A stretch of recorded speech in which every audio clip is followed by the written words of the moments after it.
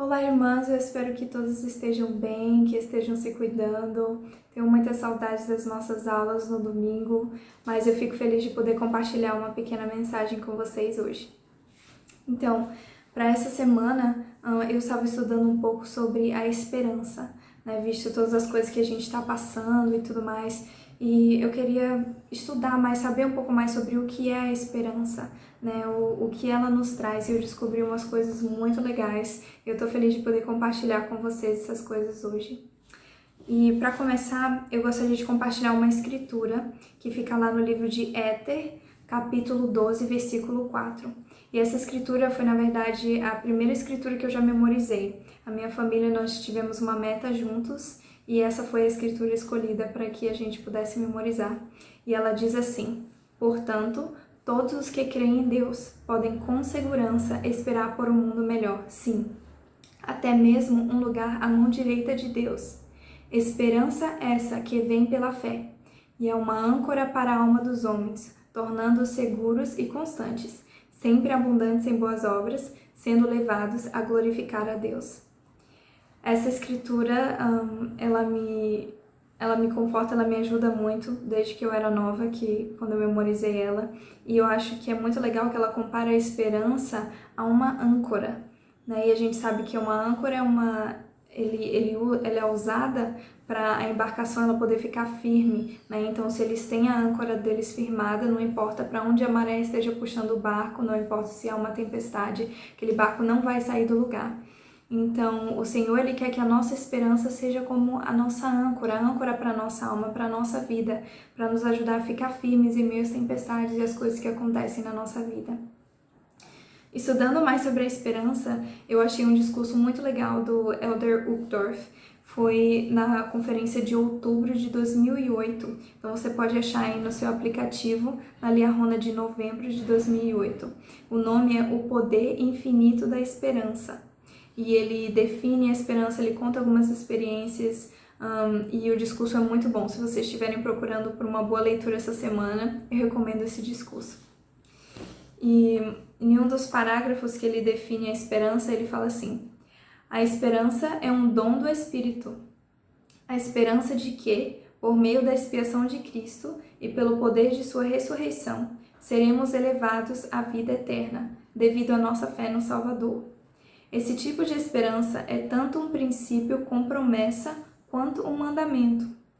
E como com todos os mandamentos, temos a responsabilidade de torná-la uma parte ativa em nossa vida e vencer a tentação de perder a esperança.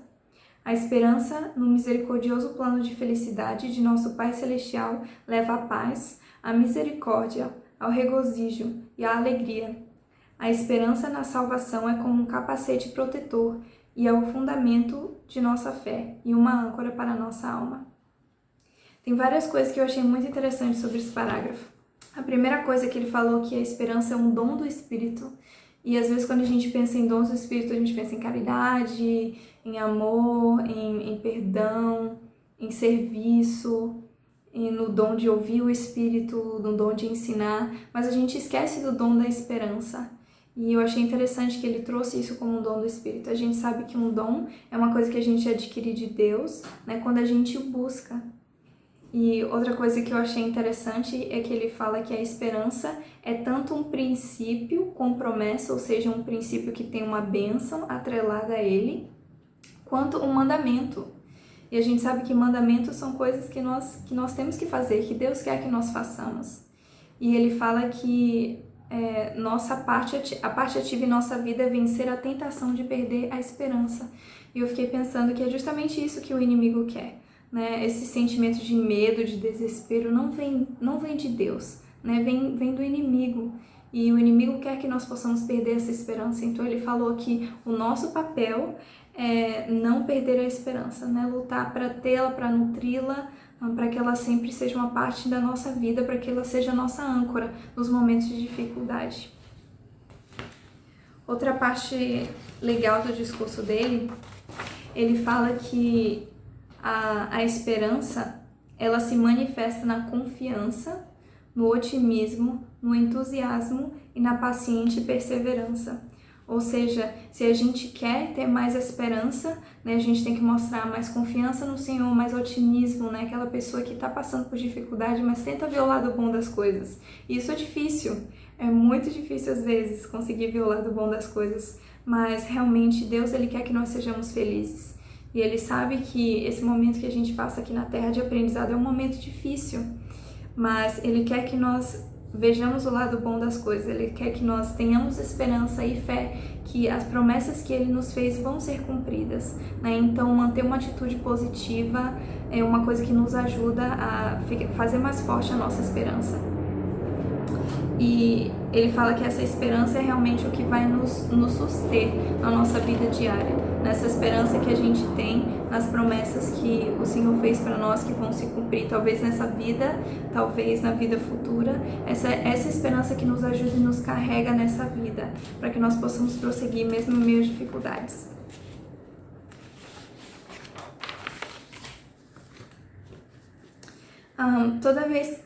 Toda vez que a gente fala de esperança, né, a gente também vem atrelada à esperança, à fé e à caridade. Como diz nas Escrituras, várias e várias vezes eles falam de fé, esperança e caridade.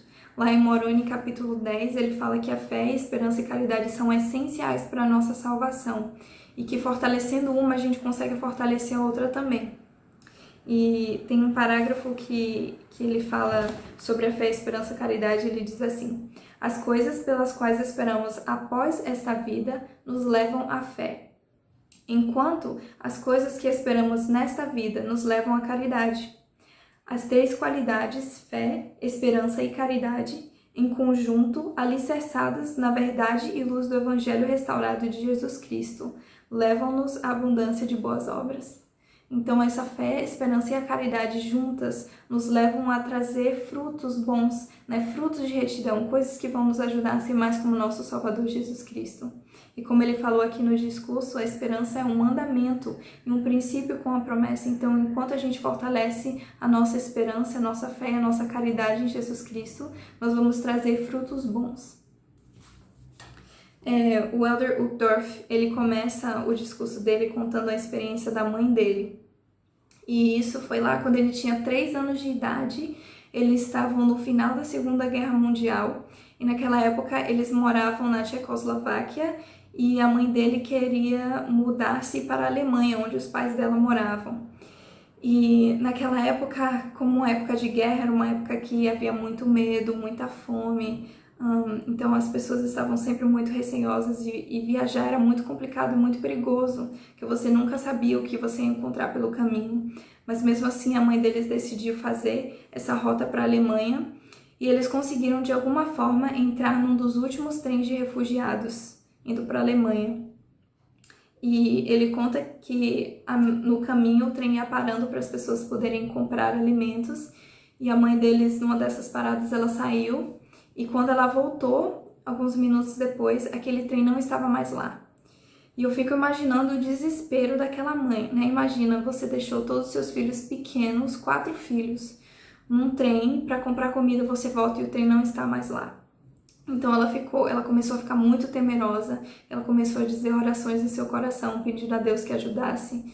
E uma coisa que o Elder Uchtdorf fala sobre o exemplo dela é que ela não deixou que esse medo e essa preocupação que ela sentiu a princípio, quando ela viu aquela situação, tomasse conta dela. Ela agiu, então ela disse orações em seu coração e ela começou a andar, e ela andou de trilho em trilho, até que ela encontrou aquele trem, né, onde os filhos dela estavam e eles puderam se reencontrar.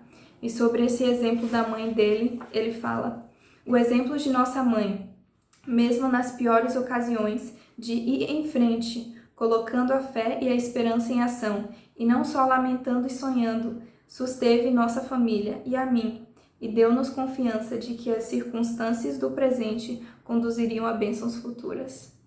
Então ele fala que aquele exemplo da mãe dele, né, manteve ele e os irmãos dele. Imagina se ela tivesse desistido, né, se ela tivesse desesperado e ficasse lá chorando, talvez o trem realmente iria partir e ela não ia mais ver os filhos, mas ela decidiu agir. E foi isso que fez toda a diferença. E nós, como mulheres nesses últimos dias, nós fomos escolhidas para estar aqui nessa época. Deus nos escolheu para poder passar por esses momentos de dificuldade, porque Ele sabe que nós podemos conseguir com a ajuda dEle.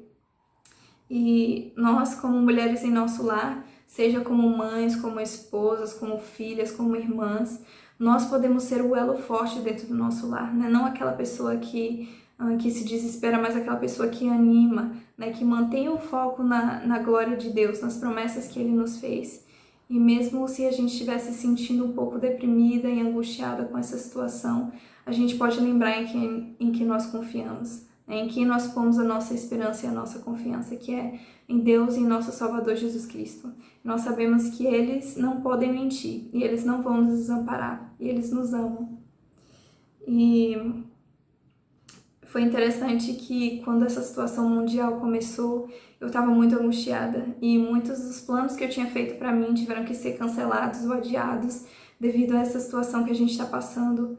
Mas só de ouvir as palavras do profeta quando ele mandou aquele primeiro vídeo convidando a gente a participar daquele jejum para que essa situação se normalizasse, só de ouvir a sua voz e ver o sorriso dele e que ia ficar tudo bem, eu me senti muito grata por nós termos hoje um Atalaia na Torre que se comunica diretamente com o Pai Celestial e nos fala a vontade dele. Eu sei, irmãs, que essa é a Igreja de Jesus Cristo, eu sei que Ele vive, eu sei que Ele nos ama. E como o profeta Nelson prometeu, essa situação vai passar, né? Mas nós só temos que nos manter positivas e buscar fortalecer a nossa fé e a nossa esperança, porque de acordo com as Escrituras ainda tem muito mais por vir antes de Jesus Cristo voltar. E nós somos as mulheres do batalhão do Senhor, que Ele escolheu para que estivessem aqui e enfrentassem essas coisas e ajudassem os outros. E então o meu convite para todas nós essa semana é que a gente possa estudar mais sobre a esperança e ver o que a gente pode fazer para fortalecê-la e nutri-la, talvez por meio de orações mais fervorosas, ou estudar mais sobre o assunto, ou talvez servir mais ao próximo. E essas pequenas coisas que a gente pode fazer para fortalecer a nossa esperança, para que ela seja uma âncora na nossa vida para nos manter firmes. E é essa pequena mensagem que eu compartilho com vocês, em nome de Jesus Cristo, amém.